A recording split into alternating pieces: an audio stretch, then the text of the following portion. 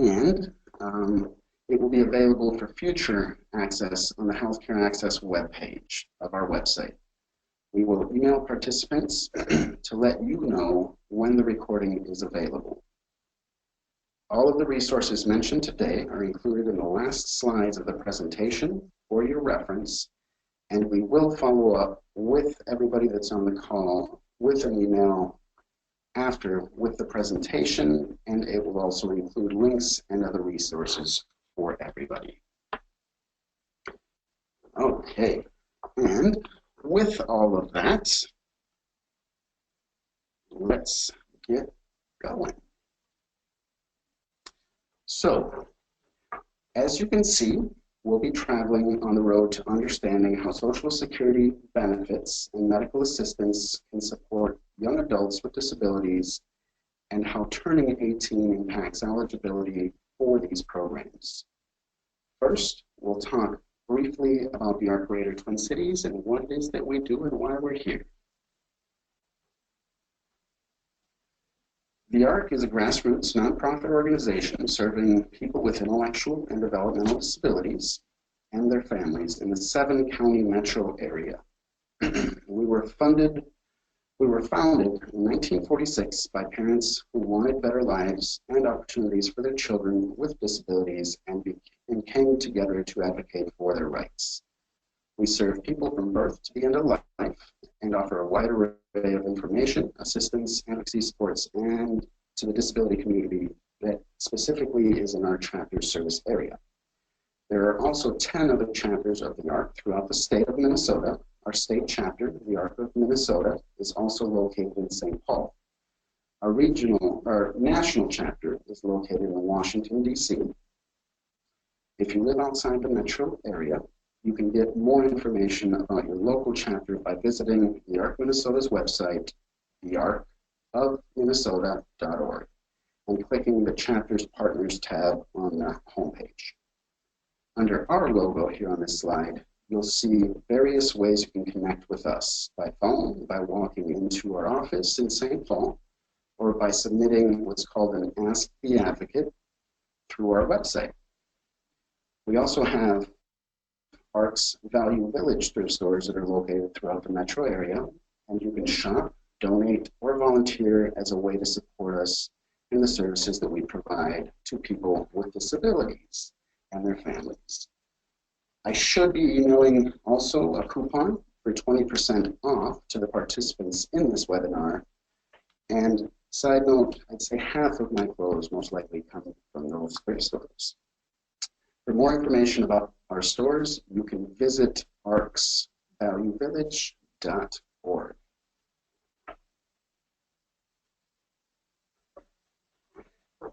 As many of you may know, there are many other things that relate to young adults turning 18. Here I've listed some of the other relevant topics that we won't be discussing in too much detail during today's presentation, but are areas in which we provide information and assistance to families and young adults. So guardianship, financial planning, county developmental disability services, transition services through the school district, and vocational rehabilitation services. By visiting our website and clicking on the Ways We Can Help tab, you can find a complete listing of ARC guides, and many of these ARC guides break down these topics and provide critical information that help families and young adults understand their options, how benefits or systems work, and what to expect. You're also welcome to call us and ask and speak with an advocate about any of these areas above, Monday through Friday from 8:30 to 5. On a related note, we are also offering 2 additional healthcare webinars in October and December that may be of interest to some of you. October 17th, Accessing and Managing Your Healthcare, Important for a Good Life. And then December 8th, Private Insurance and Medical Assistance, I'm sorry. You can find out more information and register for these webinars through our website, arcgreatertwincities.org. Our objectives for today's webinar, listed in no specific order, here are going to be highlight how Social Security benefits and medical assistance can support young adults with disabilities and why families may be interested in applying for them. Break down what supplemental security income is and medical assistance are. Review some specific MA programs for people with disabilities, explain the connection between access to county developmental disability services and medical assistance, and then walk through options, tips, resources for young adults and families. So if you're a parent, you may be listening in today because you've been told to apply for Social Security benefits or medical assistance for your young adult. You may have heard about these programs and benefits from other parents, a county employee, or other individuals in the community. And you may not understand why you should, need, or even want to apply, and that's all right. Supplemental Security Income, or SSI, is a monthly cash benefit program administered by Social Security Administration. It can be used to pay for food, shelter, clothing, personal comfort needs, and furnishings for adults with disabilities. A family may want to access SSI benefits in order to help meet the daily living expenses and support needs for their young adult. Medical assistance, or MA, is Minnesota's Medicaid program designed for certain groups of people who typically have low income, including people with disabilities. Medical assistance gives access to health care for adults with disabilities who are not working, don't have access to insurance through a job, and or lose private insurance coverage through their parents once turning 26. Medical assistance may be their primary health insurance coverage. In addition, medical assistance funds critical disability services and supports through county agencies.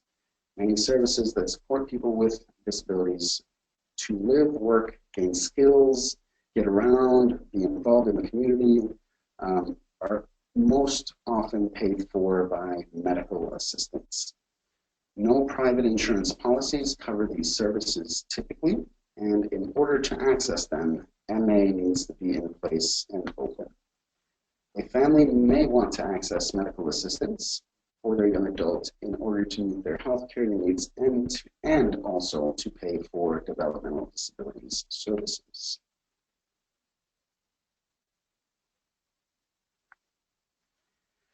Now, we're going to take a little bit of a closer look at Social Security benefits. There are many different kinds of Social Security benefits. So Social Security Administration, which is run by the federal government, administers 3 programs. These include Supplemental Security Income, known by its acronym SSI, Social Security Disability Insurance, also acronymed SSDI, and Retired Survivors and Disability Insurance, also acronymed RSDI. Supplemental Security Income will be the main focus of today's presentation. SSDI is a federal program that provides monthly cash benefits to people who have worked, paid Social Security taxes, and have a disability that prevents them from working. Our SDI is another program providing a monthly cash benefit to people who have retired and have paid Social Security taxes, and it's also to survivors, which could include widows, widowers, minor children of somebody who has passed away and qualified for retirement or disability benefits, and to people with disabilities who are younger than full retirement age, and that full retirement age is 62 years of age.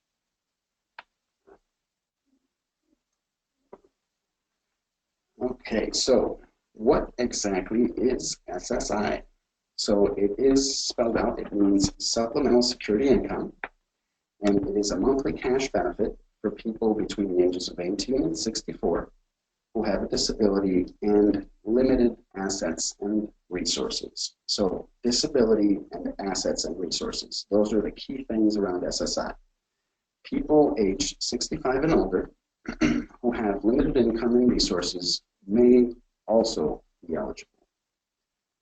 Qualifying children and youth under the age of 18 may also be eligible if they meet the disability definition, which is different than the one used for adults 18 and up. Excuse me. Our main focus for today's purpose will be on adults between the age of 18 and 64.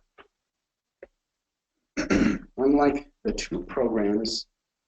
other two programs through Social Security, SSI is a cash assistance or federal welfare program.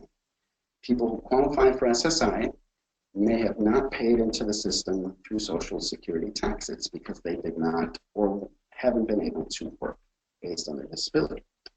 To qualify for SSI, applicants must meet the following eligibility criteria.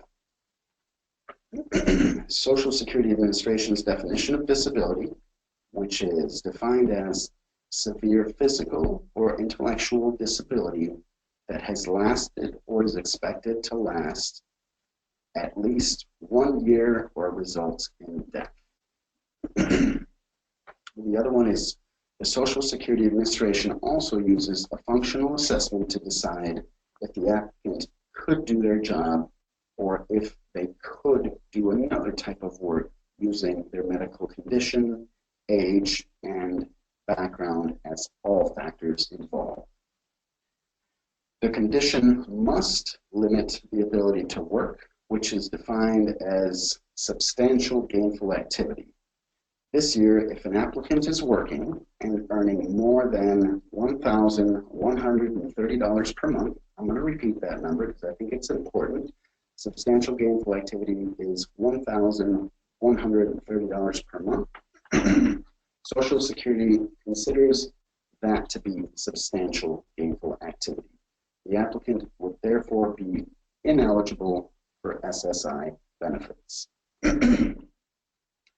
Assets and resources, as mentioned above, assets and resources are things the applicant owns. Resources are cash and other things that you own that could be converted into cash. Some assets are excluded, including the home that an applicant lives in and one car that is used to get to and from work and also to medical appointments. Citizenship status is also a criteria. You must be a U.S. citizen or a qualified alien. Again, U.S. citizen or a qualified alien. For SSI, the maximum monthly benefit for a single adult is $733 per month. Again, that's the maximum benefit, and SSI benefits can be used to meet the daily living expenses and personal needs of the recipient, including shelter, food, clothing, and furnishings.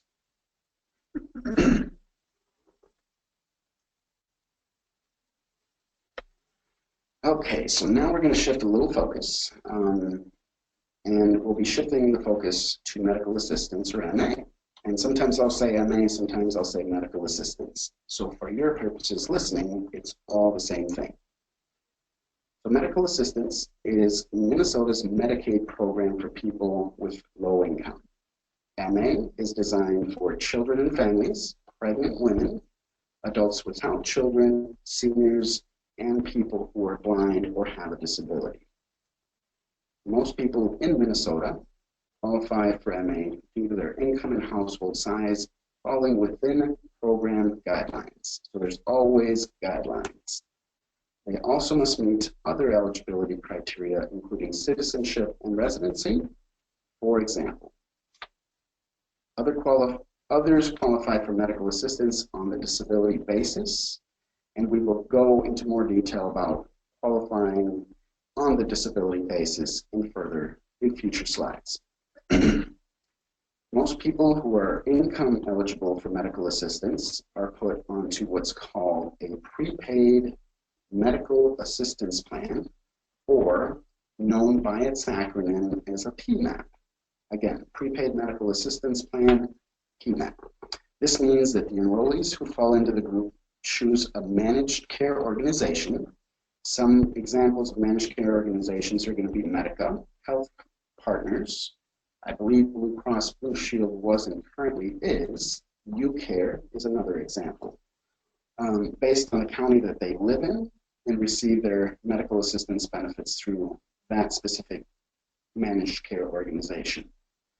If I personally am on a managed care, again, also called PMAPs, and choose to get my medical assistance benefits through Medica in particular, or UCare, that means I have to access doctors, or access to doctors, dentists, specialists, clinics, and hospitals specifically through Medica's network or UCare's network. Again, the main thing is that you're going to have a network, and that's where you go get services. Some MA enrollees are on what's called a fee-for-service or straight medical assistance and do not have to choose a managed care provider. Providers that these enrollees see for medical care, they're going to be billing the state directly for services that are provided to them.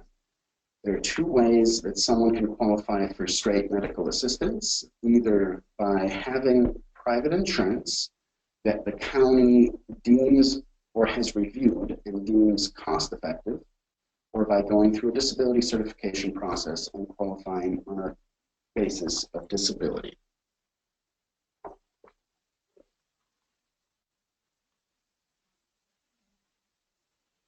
And again, don't hesitate to use the chat feature, question feature as we go through. I know Mr. Guthrie Byard is most likely awaiting your questions. And if not, we will wait at the end for even more questions. These two topics are complex, and just as an FYI, I would be asking all kinds of questions. Okay, so the next thing is, what are disability certifications? So a disability certification is a process where an applicant, their eligibility for a benefit or a program is determined based on reviewing of medical documentation and quite often educational documentation around their disability. The two ways that someone can be certified disabled in the state of Minnesota is through Social Security Administration or by the state medical review team. When we discussed what SSI is, we talked about Social Security's disability definition. Applicants who are applying for Social Security disability benefits, like SSI, must meet the disability criteria and also provide documentation from a variety of sources about their diagnoses and conditions. If they are approved, they have a federal disability certification. So it's federal and it will move throughout the U.S. The State Medical Review Team, or quite often they are also known by their acronym as SMRT, is a group at the state level who does disability certifications for healthcare program eligibility. Again, if they do it for healthcare program eligibility. The State Medical Review Team uses the same disability criteria as Social Security Administration and also requests disability determination in order to decide if the applicant's diagnoses meet that criteria. If an applicant is approved, they are certified disabled and therefore eligible for medical assistance on the basis of disability. So if somebody is certified disabled through the State Medical Review Team, or SMRT, quite often you will hear that individual has been SMRTed. And again, that means that they have received a disability certification through the State Medical Review Team. This does not mean that they are automatically eligible for Social Security benefits. So why does somebody need to be certified as disabled? Maybe some of you might be asking that. And for medical assistance, applicants may want to be certified disabled in order to qualify for straight medical assistance. Straight medical assistance is what funds county disability services and supports.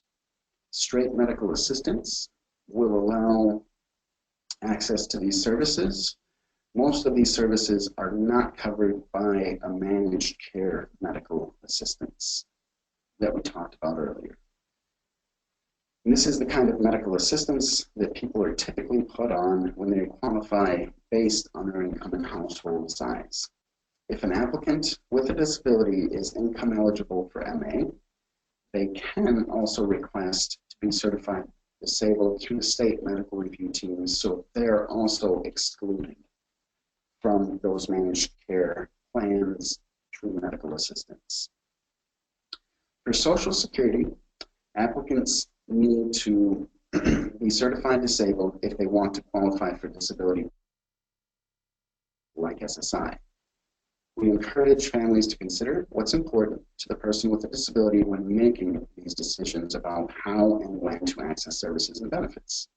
For medical assistance, just because someone has a disability does not necessarily mean that they need or even want to qualify on the basis of disability.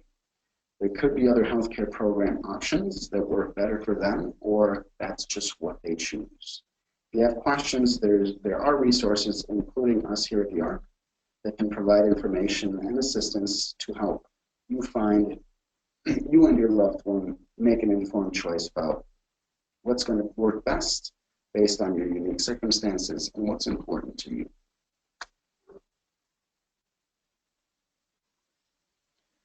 Okay, so now we'll take a look at some of the medical assistance programs that are specifically designed for people with disabilities of different ages and in different stages of life.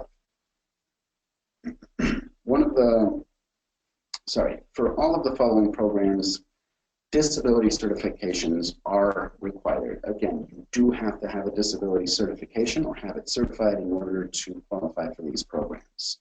So the first one is fee-for-service or straight medical assistance. There's two ways an applicant could be eligible for straight medical assistance. One, if an applicant's income and household size falls within medical assistance program guidelines, and they need to be excluded from a managed care medical assistance plan, the county can refer the case to the state medical review team. The state medical review team will either approve the case or deny it once they've reviewed all of the disability documentation. If the applicant is approved, or again, SMRTed, quite often is hurting the community, the county then approves the medical assistance case using the disability basis and opens coverage for that individual. The second way is if an applicant is receiving SSI and has been certified disabled by Social Security Administration. They are eligible for disability-based medical assistance also. Medical providers bill the state directly.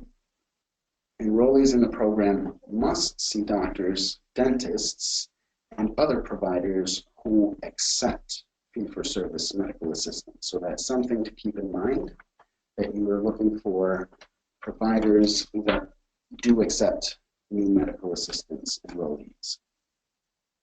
For a household of one, the monthly income guideline for medical assistance program is $990 per month, and the asset limit is $3,000. For medical assistance TEFRA, so TEFRA is a program for children with disabilities up to the age of 19 who don't qualify for medical assistance due to their parents' income being above program guidelines. So parents are assessed a monthly fee based on their adjusted gross income from their most recent federal tax return. Children, as part of that application process, must be certified disabled through the state medical review team. And again, I'm going to relate this back to SSI because that child's parental income is above qualifying for SSI. So therefore, they need to be certified through the state medical review team. Please, you can refer to our relevant ARC guides for more detailed information about these programs. So one of the ARC guides that we have on our website is the ARC Guide to SSI. And that can definitely give you a lot of different information, along with the ARC Guide for Medical Assistance, TEVRA. And we also have one to the State Medical Review Team. Okay, so the next slide. Sometimes I forget to click as I'm talking. So if I miss out, I apologize, but I think I'm going in good order so far.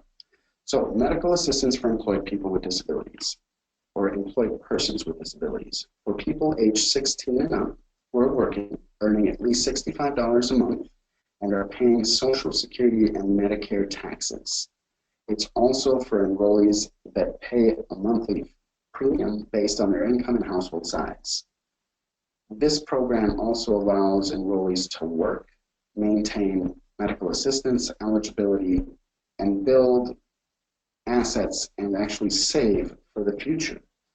Asset limits for medical assistance for employed people with disabilities program is $20,000. Compare that to straight medical assistance program for someone with a disability who is not working, which is only $3,000. So huge difference, $20,000 in money you can save versus $3,000, or else you will not be eligible for the program anymore. The other program is what's called Special Needs Basic Care. So Special Needs Basic Care is a voluntary managed care program for adults 18 to age 64 who have qualified for medical assistance on the disability basis. So this program allows access to both straight medical assistance services. Some of the examples of those services are waivers, county developmental disability services, and it also gives you managed care benefits or incentives. It also is choice of managed care organizations may vary county by county. So for example, a special needs basic care plan in Hennepin County might be UCare, has that special needs basic care plan. Maybe in Ramsey County, Medica has that special needs basic care plan. Okay, enrollees can opt out at any time and go back to just straight medical assistance if that is what they prefer. So why can SNBC be a benefit to people with disabilities? Couple of reasons. There's more choices. It can be challenging for a person with a disability to find doctors and dentists who are accepting new patients that have just straight medical assistance. Also, access to benefits not covered by straight medical assistance, such as maybe gym memberships or health incentive programs where you can earn gift cards. Those are things that this special needs basic care could give them additionally.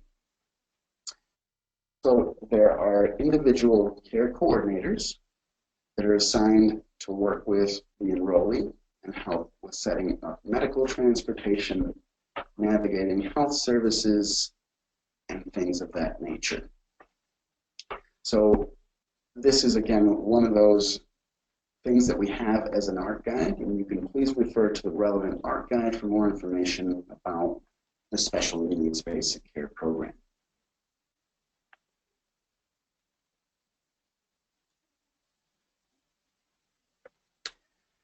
Okay, so now we'll switch back to Social Security and talk a little bit about the application process for SSI.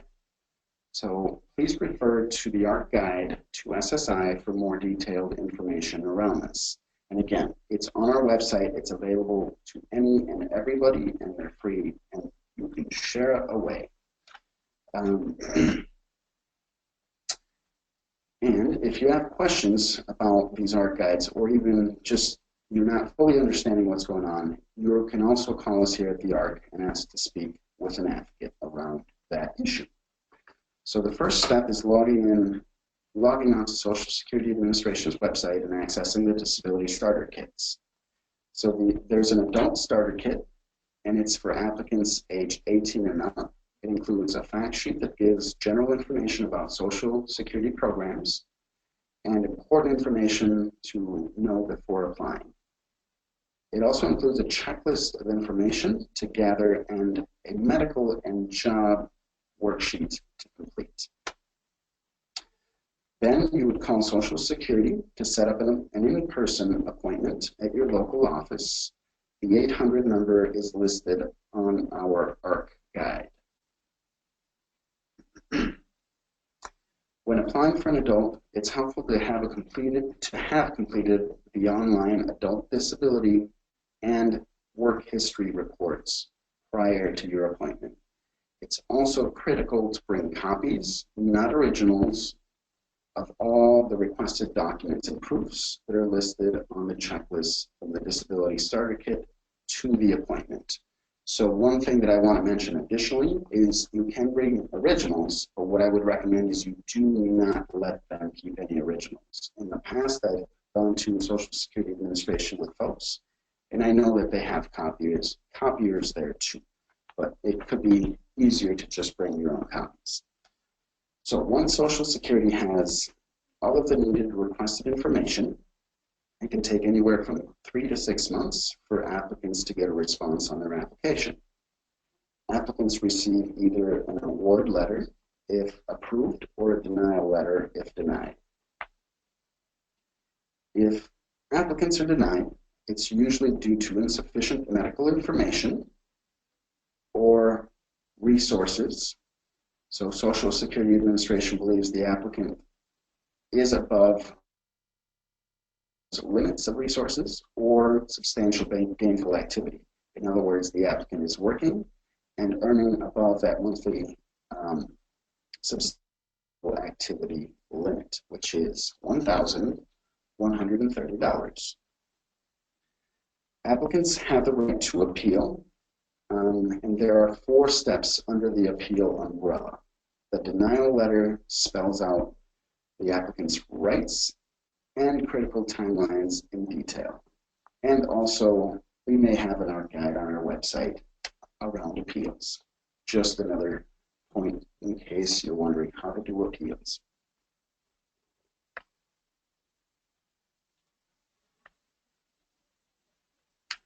Okay, so here on this slide, you're going to see some critical tips we want to make sure to share with families when they're considering applying for SSI for their loved one.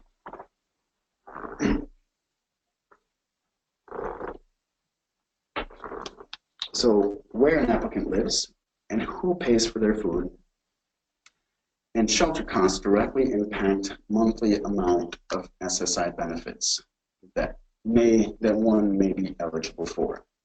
So if an applicant lives alone or in somebody else's home and pays for all of their food shelter costs, they can get up to $733 in SSI funds. This is the maximum monthly benefit amount available at this point. And usually with cost of living, there is a slight increase every so often. If the applicant lives in someone else's home and someone else pays for part or all of their food and shelter costs, Social Security Administration may reduce the maximum benefit the applicant can get. This is what's called an in-kind support and maintenance, and the benefit may be reduced by 1/3, meaning the maximum the applicant will receive in supplemental security income or SSI benefits is going to be $488.67 per month. And again, this is if somebody else is supporting and doing an in-kind support and maintenance. Then that individual who's receiving the SSI benefit will not get the full cash amount. So that being said, it's critical that applicants and families provide documentation during the initial application showing that the applicant does pay for their, quote, fair share of shelter and food costs, if that's actually the case. So here's an example of fair share. Let's say if an applicant lives with 3 other people and the total monthly amount they all spend for food, shelter is $4,000 a month, the applicant's fair share would be $1,000. I was trying to create something that would not be super mathematically complicated. So that is fair share. Completing some of the application information online through Social Security's website can help make the in-person appointment go much faster. If applying for an adult, you can complete the adult disability and work history report online before going to your local office. Taking the time to gather all documentation and information that's listed on the checklist in the disability starter kits will make a tremendous difference in the application process. Again, do not give Social Security Administration original documents. Make copies of everything, or make sure that they make copies of your originals if that's all you have. We also recommend that you keep copies of everything that you submitted together in one place for your records. Then designating a representative payee can be another important part of the application process for SSI. A rep payee is a person or an organization who receives Social Security benefits on behalf of a recipient who cannot manage their own benefits. Many people with disabilities are able to manage their own Social Security benefits without support, and for some people with more significant disabilities or vulnerabilities, it's important that families discuss this important role, understand the reporting requirements, and decide together if this would be the best way to support their loved one.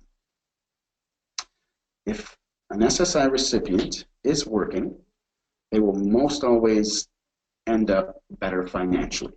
So their total income will almost always be higher, even if their SSI benefit amount goes down. So again, there's also programs and features included in SSI law that can support somebody in working and still being eligible for that SSI benefit. So I think one of the main points is there are many rules, and I think it's important for you all to know and have a little bit of knowledge around them and then ask as you forget.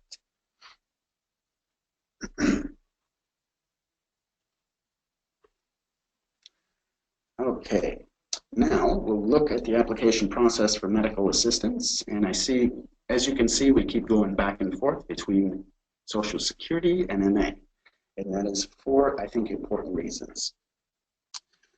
So there are different ways to apply based on the applicant's situation and circumstances. MNsure is Minnesota's health insurance exchange that was created as a result of the Affordable Care Act. It's a platform where most Minnesotans can go to apply for health care coverage. And I'm just going to say the Affordable Care Act, and there's a lot of people that know it as also Obamacare, but it originated as the Affordable Care Act. MNsure's online or paper application is for applicants that are requesting income-based health coverage, which includes medical assistance, Minnesota Care, or qualified health plans. So qualified health plans are commercial plans that are sold through MNsure's website. And then also you can get fee-for-service or straight medical assistance, and it's for people that are not receiving a Social Security disability benefit or an SSI benefit. Medical assistance, TEFRA, you can also apply through MNsure's website, but there's a specific note for medical assistance, TEFRA, and the online MNsure application does not tell families anything really about TEFRA as an option. Children applying receive what's called a denial due to their parental income and household size. Our navigators here at the ARC can help families with tools and information on next steps to get the TEFRA application moving forward at their county of residence, even as they go or have gone through MNsure. The online MNsure application is preferred as it is quite a bit faster, and applicants can, in most cases, get an immediate initial eligibility determination. Applicants can also follow up with their servicing agency. Typically, those servicing agencies are the county Minnesota Care office, or private insurance plans much more quickly. Paper MNsure applications go to the applicant's county of residence, and then the applicant's got to wait until the county financial worker or team enters the information into the MNsure system before receiving an eligibility.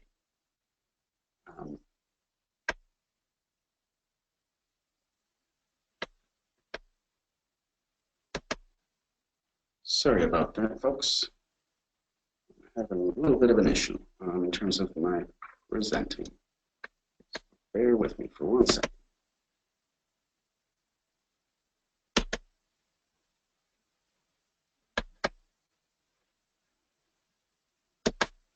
Okay, back in business. So I was on their servicing agency, so counties, much more quickly. So paper MNsure applications, if you do it through the MNsure, through the paper way, you're basically adding another individual in the process, and so therefore it's going to make it slower. Based on the initial eligibility determination, applicants receive from the MNsure application. You should follow up is typically needed with the servicing agency. And again, those servicing agencies could be county, Minnesota Care, or qualified health plans. If an applicant is eligible for medical assistance, they will need to follow up with their local county financial unit, typically the county's MNsure team. Applicants eligible for Minnesota Care would follow up with Minnesota Care in St. Paul, and applicants eligible to buy qualified health plans through MNsure's website typically would contact either an insurance broker for assistance or follow up with the MNsure Contact Center for help.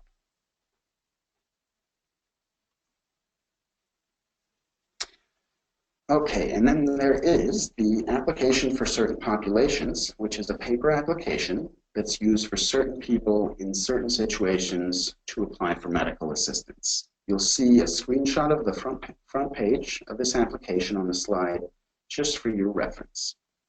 So who's this application for? Applicants with a certified disability is one. An example, if somebody's receiving disability-based Social Security benefit or have been certified through the state medical review team.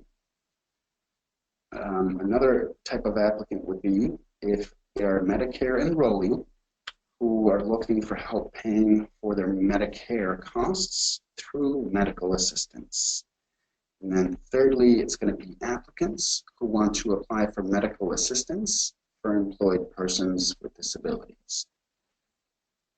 In some counties, the application for certain populations is used with families who are applying for medical assistance, TEFRA, for their children. One of the things with that, and I think why I mention this additionally, is because there are certain counties that are doing things a certain way according to what works for them. And if you guys have questions about those things, you should definitely follow up with us here at the ARC. Applicants submit this paper application directly to their county of residence with required verifications, which would include copies of private health care or Medicare cards, pay stubs, if working, Social Security award letters, bank statements, etc. Most applicants receive a response on these types of applications from the county financial unit within 60 days. Sometimes within 30 days. It kind of depends on how backed up the county is on their processing.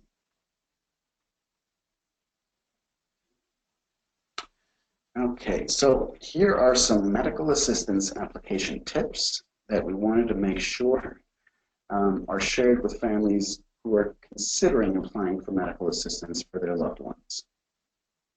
So I would say referring to relevant ARC guides on our website for more detailed information on medical assistance programs. You may also call us with questions and speak with a navigator. It's also critical to keep copies of all documents you submit to the county for your records. Paperwork routinely gets lost, separated, or misplaced at the county. And if you need to resubmit, it will make life much easier if you have copies of everything you've sent in. And not only that, but even proof of when it was sent in initially can support your cause too. It is also important that you write your case number on the top of each page you submit to the county agency so that documents are correctly routed when scanning with the county's computer systems. If you don't put case numbers, quite often people will put those aside and go to the ones that do have case numbers. Another point is when following up on healthcare application, it is best practice to maintain a call log. Keep your call log in an accessible, safe place. Write down the date, time, and name of who you speak with. Workers do not have to give out last names, but should give you their first names. Note what is discussed and what actions the workers said that they're going to take. If you need to appeal or if you encounter serious issues with an application, the call log is going to be a tremendous, tremendous help in problem solving and holding those systems accountable. Request that the county review the applicant's private insurance policy if they are enrolled in one to see if it's deemed cost effective. It's possible to have medical assistance reimburse families for the applicant's portion of the monthly private insurance premiums and deductible, as well as copays and or co-insurances. The county will send out more paperwork to be completed.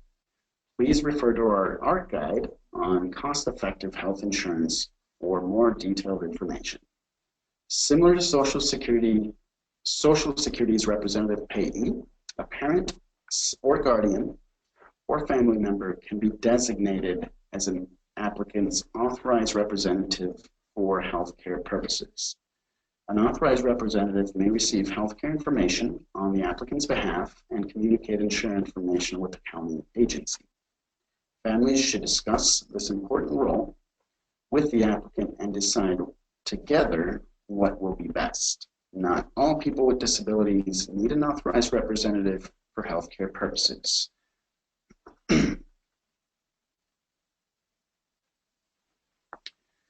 Okay, so one of the biggest differences that can cause confusion for people with disabilities and families between medical assistance and Social Security is when someone is considered an adult for program purposes. Social Security considers everyone or someone an adult once they turn 18 years of age. Even if the person lives at home with their family, once they are 18, they are considered a household of one. Parental income no longer counts for program eligibility, and only the applicant's income and resources count. And again, this is Social Security. Unfortunately, medical assistance does not define an adult in the same way.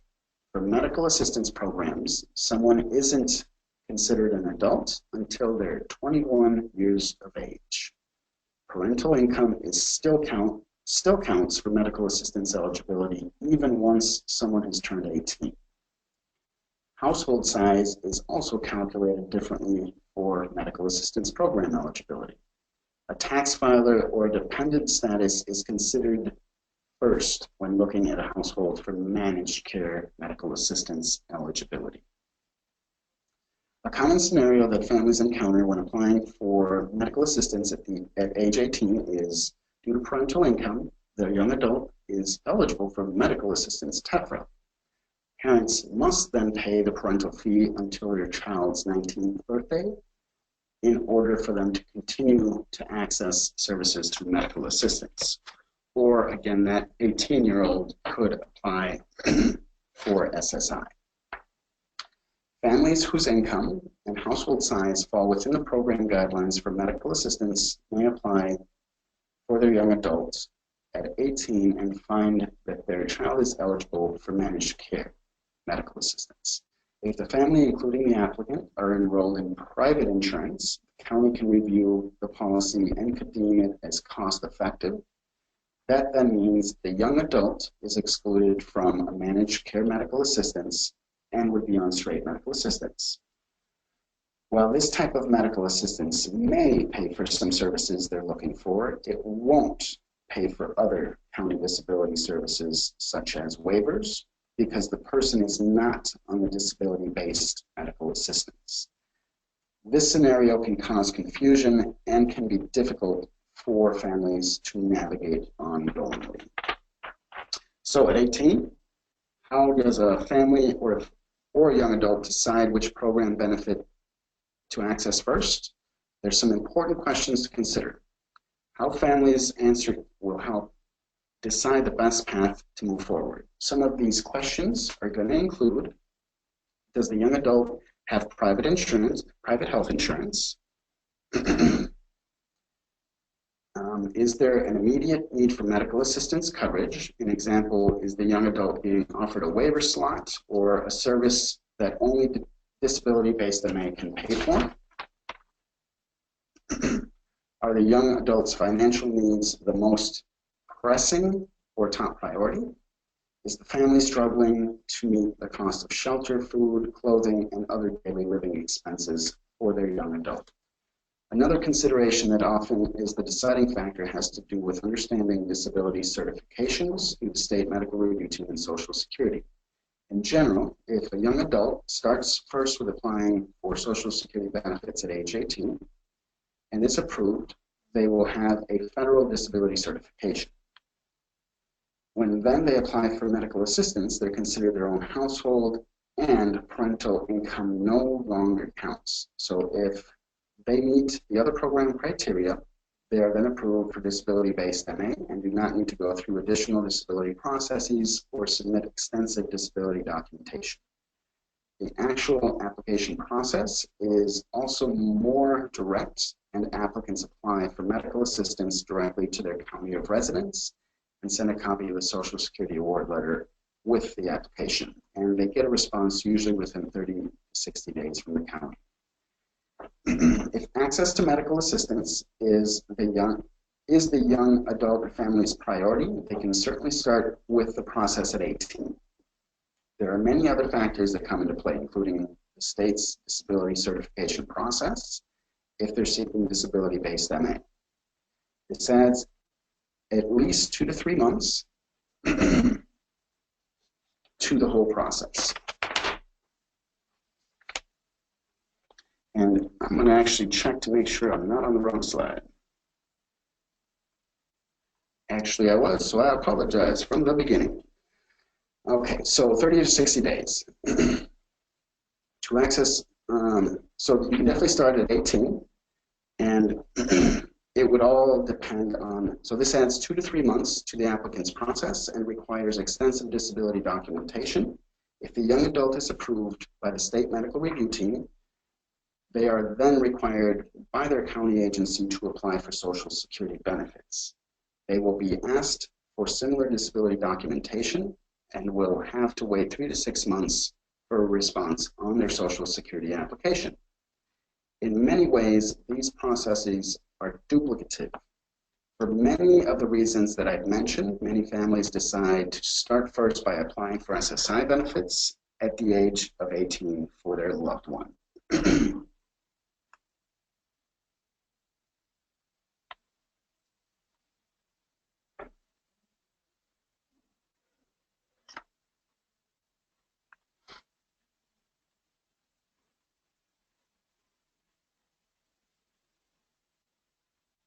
Okay, so now I'm going to walk through a couple of options, and bear with me while I set things up. So options in accessing services and benefits. So here's 2 options for families that have for their young adult at the age of 18 for accessing MA and SSI that I just described. Option 1, apply for SSI benefits for the young adult the first day of the month of their 18th birthday. If the person is approved, use the application for certain populations to then apply for medical assistance benefits. Completed application is sent to the county of residence with proofs, including a copy of their Social Security award letter. An applicant, if they meet all MA program eligibility criteria, will be approved for disability-based MA. This process can take anywhere from 3 to 8 months, depending on multiple factors. Option 2 would be the applicant submits an online application and answers yes to their disability questions. Applicant then follows up with their county of residence and requests that their case be referred to the state medical review team for disability certification. Here, the county will ask why the applicant is seeking disability-based MA, And the county will also ask if the applicant has applied for Social Security disability benefits. Once the state receives a case, an applicant must submit disability documentation. The state medical review team then takes 2 to 3 months to review the case and make their decision.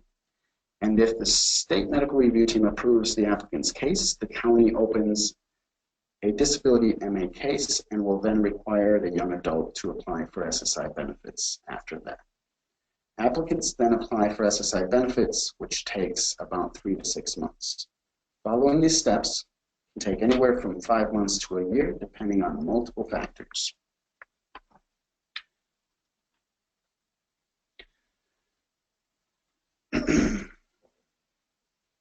Okay, so another possible option for young adults looking for more immediate access to healthcare is going to be listed here. This could be someone who is losing private insurance coverage at the age of 26 and isn't working or doesn't qualify for health insurance through their employer. So again, option number 3. Applicant submits an online MNsure application and applies for income-based MA. Depending on the applicant's situation, they may be approved for managed care MA, or if they have private insurance that is cost-effective, then it would be straight medical assistance. This is also assuming that the applicant meets all other MA eligibility criteria. This will then allow the person to access MA benefits and will get them into the system. Also apply for Social Security benefits. If approved for SSI, call the county financial worker for the medical assistance case and submit a copy of the Social Security award letter. The county may ask for additional proofs and or other information. And medical assistance eligibility basis will then be switched in the county's computer system from income-based MA to disability-based MA.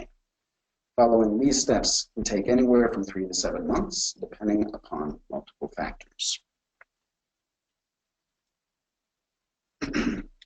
Okay, so now we're going to get to the resources, and we're getting very close to the end here. So the first one being the ArtGrader Twins. This is where you can get all the amazing art guides that we have created to help you understand better. And not only that, but you can also access our healthcare assistance page. We also have here Minnesota's Department of Human Services website that talks about special needs basic care for people with disabilities, for enrollment information, questions, answers, and covered services.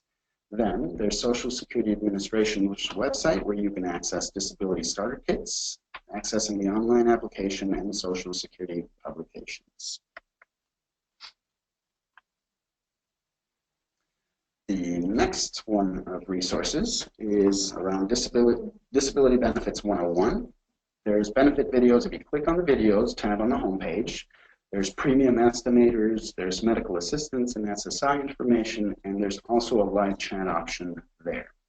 It works quite well. Then Work Incentives Connection. So this is a fact sheet on Social Security benefits. It can also, and healthcare programs, resources and information for individuals who are working and receiving benefits so they can better understand how they interact with one another. And then, of course, MNsure's website, a place to apply for healthcare and other information, and also to look at the what's called a sister directory to see if there's someone in your area that can support you in applying. Okay, so we have come to the end. Any questions? And thank you all for joining us today. We hope this webinar was informative, engaging, and helpful. I mean, in terms of engaging, I'm not sure to what extent it engaged. There's a lot of information that we need to go through in order to explain all these benefits and how you can access them. So now I'm just going to open it up to questions coming in, whether it's through our chat feature or our questions feature. Any questions? And if there's anybody that maybe would like to chime in, I may allow them, maybe.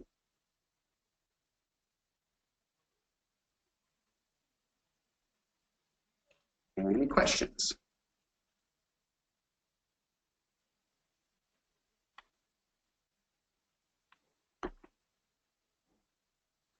And again, as I mentioned before, we will be following up with all of you that are on this webinar to send you the link to this Prezi presentation so that you guys can look at it on your own time and review it again. Again, there's a lot of information that I just shared with you today. And then we will also send other links that were at the end of this presentation because not all of them have hyperlinks for people to connect to. So I will send you an email in the next couple of days letting you know where all those links are and how to access different resources. I would say one of the greatest resources is going to be our ARC guides that we have on our website, arcgreatertwincities.org.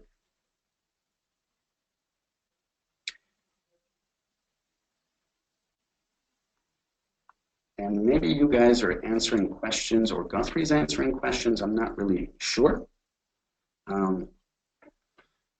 But if anybody has any questions, we've got about 10 or 15 minutes left.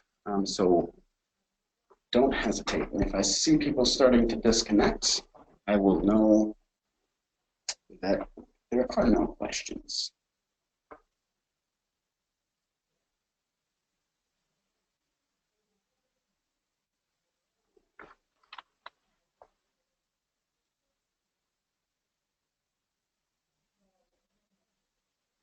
Okay, I think I see some questions coming in now. And what I would like is, I'm going to try and answer some of them. And if I don't, I'm going to have my coworker Guthrie do the same. And I just need to close out a couple of windows so that I can actually see who all the people are that have questions and what their questions may be. Okay, so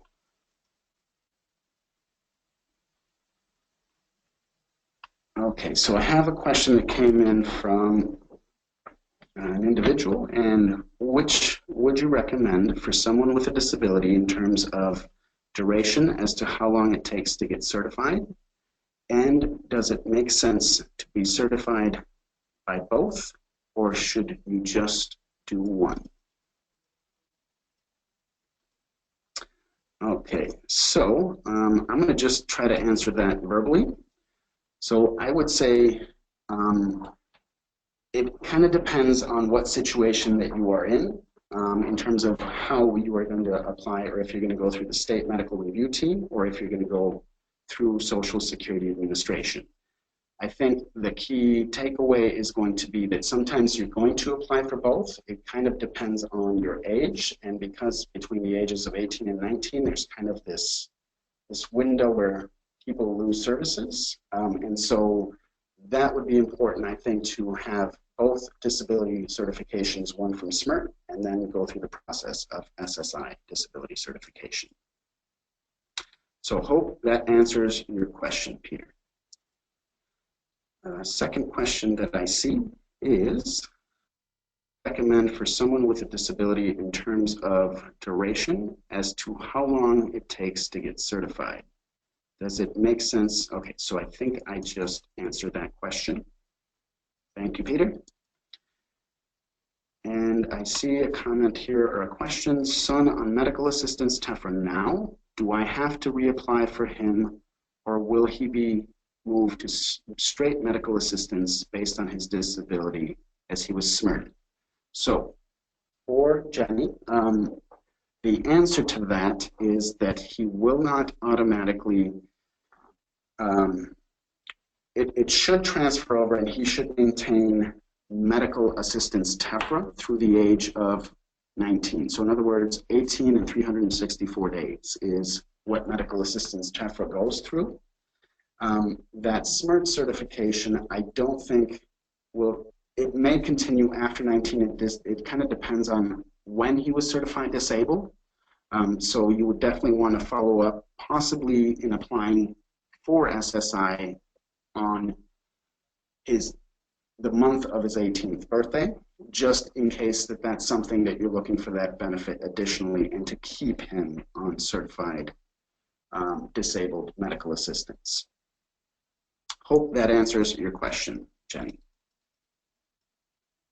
Okay, so I see another one from Jenny. Do I need to do anything on my end? Or actually, that is on my end. Or is this transition done automatically? My parental fee bill only goes until the month he is 18. In the past, it's been for the full 12 months of the year. I was told once 18, no more parental fee. What you are saying is that it's wrong. We pay until he's 19. That is correct, unless you would be going and applying for SSI, where then he becomes his own household. The TEFRA guidelines is they're eligible for medical assistance TEFRA up until the age of 19, so again, 18 and 364 days. And to answer Peter's question, it says, will we receive a copy of the PowerPoint at the end of the presentation to access the links given? So yes, Peter, I will be sending that via email once we get done with this presentation. It may not be today. It may be in the next couple of days, and it will have other links to support you.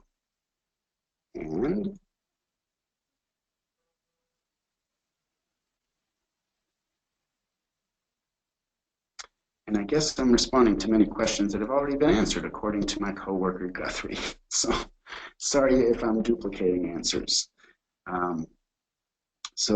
Okay.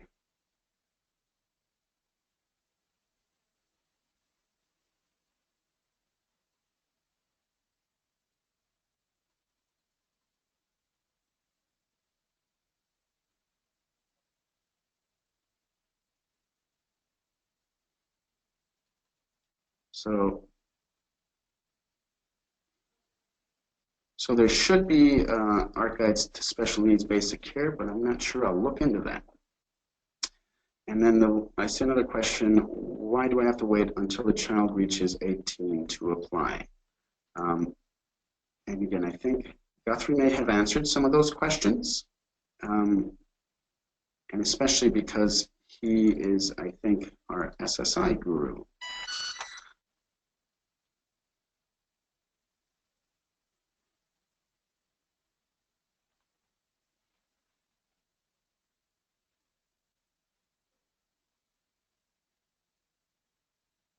I think Shelley Olson, you had is SSI retroactive, and yes, it does go back to the date of application or the first day or the first day of his or her 18th birthday.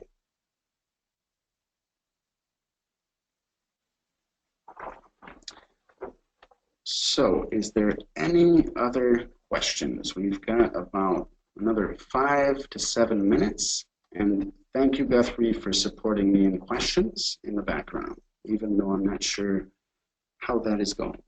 I can't see it.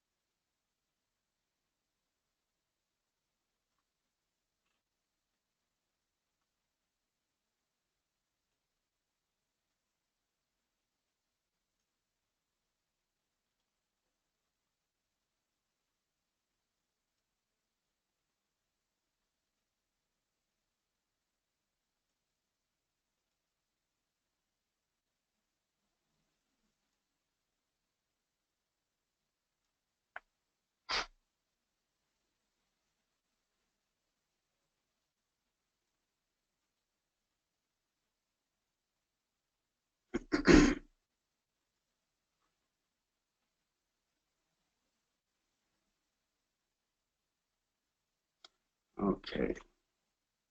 So it seems as though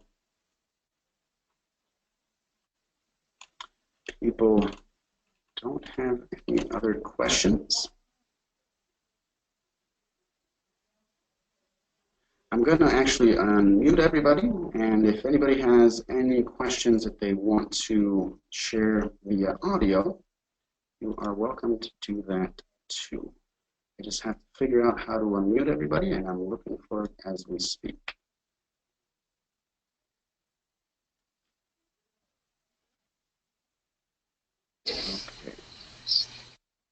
Thanks, Guthrie.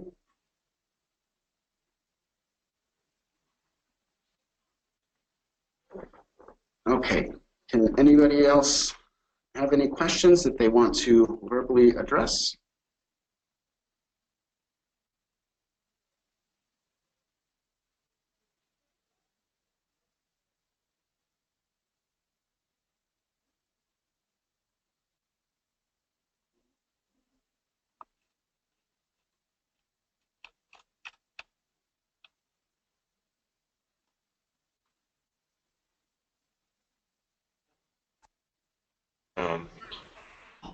Depressed, ADD, Go ahead.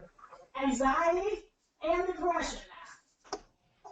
And when I sent in that information to Smart the last time, you know, and I never, then they didn't approve it or whatever happened there. Because I got the letter for Adam's approval, I never got a letter for her approval, it took forever to get Adam's.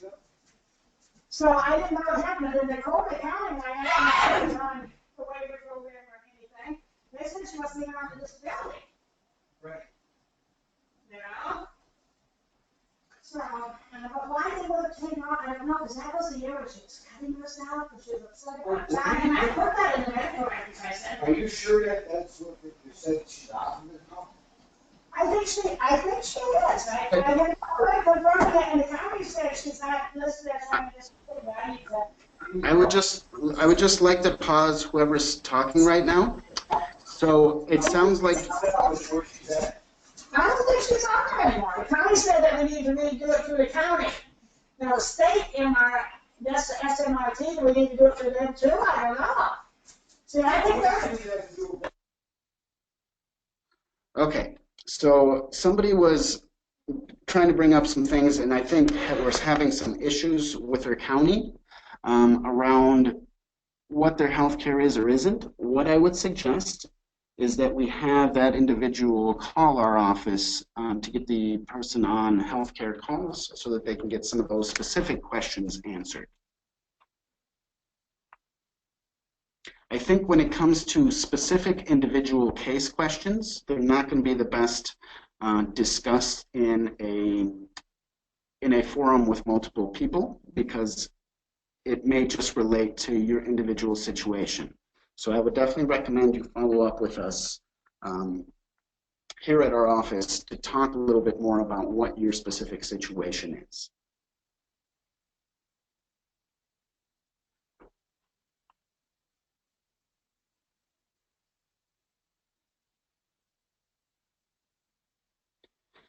Okay, it is 2:13.